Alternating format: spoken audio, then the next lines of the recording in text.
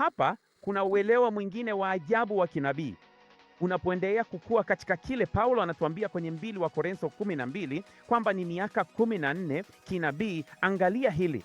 Katika Ufunuo 17 mstari wa 8 tunasoma kwamba yule mnyama alikuwa hayupo na atapanda kutoka kwenye shimo lisilo na mwisho. Sasa tunajua katika Ufunuo 9 mstari wa 1 kwamba shimo lisilo na mwisho ni tarumbeta ya 5. Kwa hivyo ni nini kisicho na kilichokuwa? Jibu ni katika nusu ya pili ya mihuri alidumu kwa miezi 42 hadi Bwana atakapokuja mwishoni mwa muhuri wa 6, kama unavyosoma, na kumuua adui katika vita vya Ezekieli 39.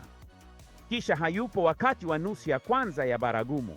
Wakati Bwana yuko juu ya mlima Sayuni, hekalu linajengwa upya, na kisha shimo litakapofunguliwa atapanda kutoka kwenye shimo lisilo na mwisho.